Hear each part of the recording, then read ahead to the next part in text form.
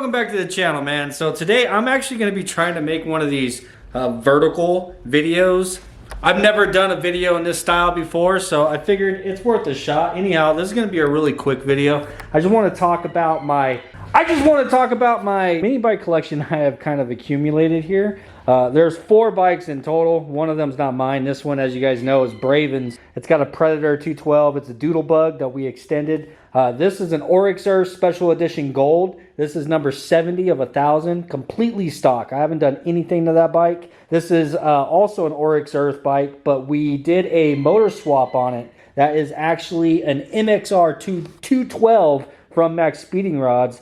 Completely stock airbox, stock exhaust, stock everything, which I do plan on completely building this bolt-ons here in the near future. But this bike, this is my very first mini bike that I ever got. It has a Predator 212, but this is a Hemi 212. It does have a Nibby carburetor on it, and it does have a center feed exhaust pipe on it. This is running a torque converter and 420 chain, and I do have the billet style throttle on here, which this throttle works amazing. What else, man? Yeah, the bike is for the most part stock. I removed the off-road tires and put more of a street tire on here from Sun F. It does have the shocks in the front forks, and which I do believe comes stock on the Coleman B200. Other than that, we have an LED bar on the front that is powered by a DeWalt battery. This was a really cool project that we did. Everything for this basically came off of Amazon. You have a power button on the front of this guy, and boom!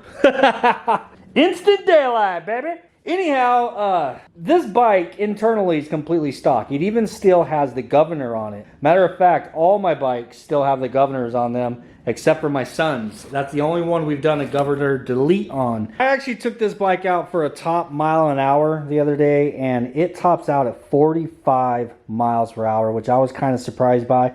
I was thinking this thing would actually top out closer to, I don't know, something over 50. And I'm thinking it's because obviously this thing does still have the governor on it. I haven't even done as little as this zip tie trick that I see people talk about. Now, I have watched other videos, other people talk about how they've taken their completely stock engine. They don't even have the Nibby carburetor and the header, which is topping out at, let's say, 35 miles an hour. And all they do is simply zip tie the governor, and now they're going over 50. So I would like to give that a try today. Mind you, I do not have an aluminum or billet flywheel. So we don't want to get too terribly crazy because it can be dangerous having the stock flywheel. They are known to fall apart. But before we do that, let's go ahead and do a top speed run, and then we'll zip tie it and then see what it does after.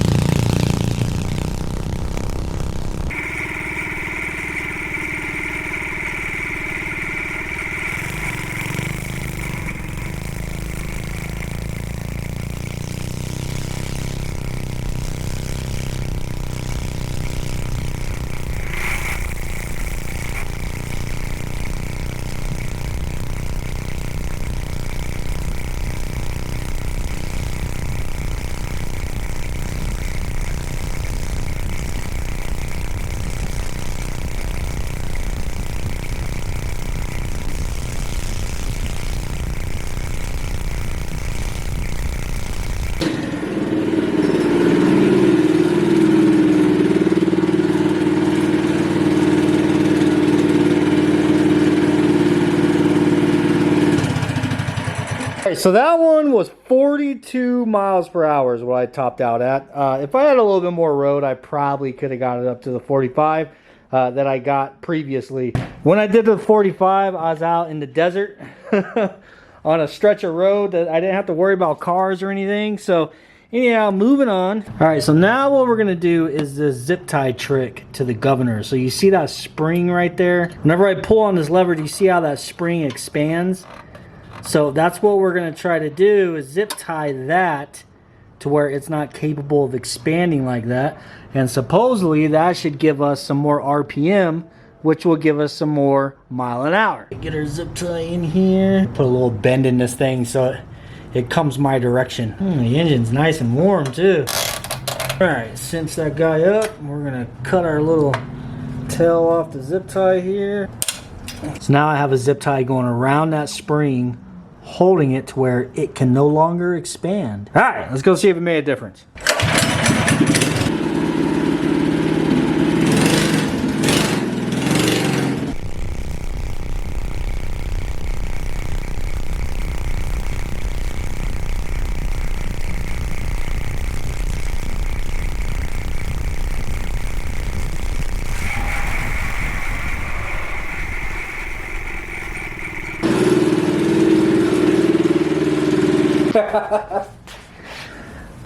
We got 43 miles an hour.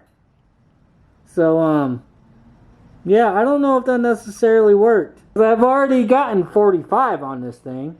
Yeah, so I don't know if that worked, man. It probably would if I was like on a longer stretch of road and really just holding it at full throttle for a long period of time. I think really for me to get much more mile an hour out of this bike, for one, I do need to delete the governor, but I need to do an aluminum flywheel. So that's going to be up next for this bike. Deleting the governor, aluminum flywheel, and then I'm also going to address my probably my rear sprocket. I don't even know what tooth count it is that I have on my torque converter right now up here in the front. But I'm kind of leaning towards maybe switching over to a clutch on this bike, man. What do you guys think? Ditch the torque converter and just put a clutch and straight chain this thing?